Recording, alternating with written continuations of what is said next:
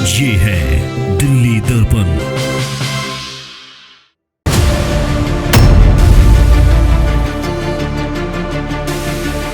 आप ड्यूटी कर रहे हो, यहाँ पे ताला लगा रखा है, यहाँ पे ड्रामेबाजी कर रहे हो। ड्रामेबाजी है ना। बीजेपी वाला आया हुटर लगाते हुए सलाम ठोका, तुमने अंदर डाल दिया। संवेदना की कोई कीमत नहीं है अगर उसके परिवार वाले की लाश के लिए एक सरकार एम्बुलेंस भी ना दे पाए।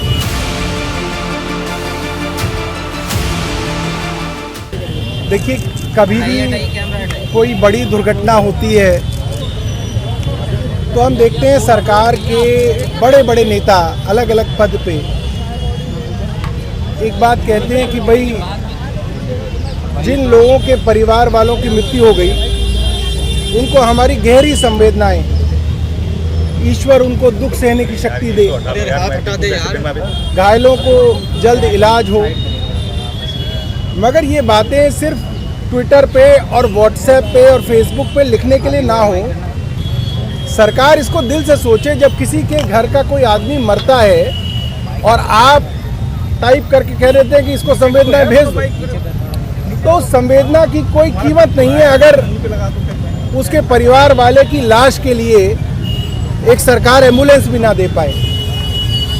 एक दिल्ली का सबसे बड़ा अस्पताल जिस पे देश के गृह मंत्री आए और बोले सब ठीक चल रहा है, मुख्यमंत्री आई बोली सब ठीक चल रहा है, और जिनके गरीब लोगों के परिवार के लोग मारे गए, जिसको बेचारे का फोन आया और वो भागा भागा आ गया यहाँ पे, ना उसने पर्स देखा, ना मोबाइल देखा, ना उसने पैसा देखा, वो भाग के आ गया यहाँ पे, और उसको ये बोला जाए भाई साहब लाश तो पड़ी है आपकी, एम्बुलेंस का इंतजाम कर लो। इस सरकार के पास एम्बुलेंस नहीं है। वो सरकार जो तालिबान को एम्बुलेंस दे सकती है, वो सरकार अगर उन लोगों को भी एम्बुलेंस नहीं दे सकती जो जिनके शरीर को घर ले जाना हो, तो ये बड़ा दुखदाई है, बहुत गलत है। और मुझे लगता है कि सरकार को इसके बारे में चिंता करनी चाहिए। हमने अंदर भी बोला है कि कम से कम जो लोग अब इंजर्ड हैं उनको अगर आप यहाँ से छोड़ेंगे तो उनको एम्बुलेंस कम से कम दे दीजिएगा। और ऐसा नहीं है एम्बुलेंस की कमी है, सरकार के पास बहुत एम्बुलेंस है। जब मंत्री मुख्यमंत्री जाते हैं तो अच्छे साथ साथ एम्बुलेंस चलती है। प्रधानमंत्री का कार्यक्रम होता है तो खूब एम्बुलेंस वहाँ पे लगाई जाती हैं। तो एम्बुलेंस की कम से कम एम्बुलेंस जो है, एक मृत शरीर को एम्बुलेंस मिल जाए, ये हमारी सरकार से प्रार्थना है।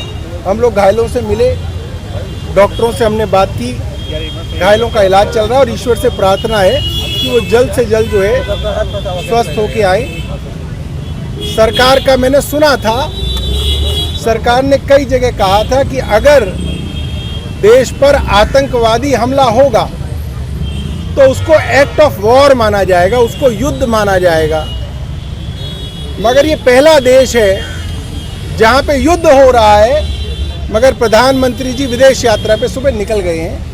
ये भी मुझे लगता है दुनिया में पहला ऐसा जो है वाकया होगा।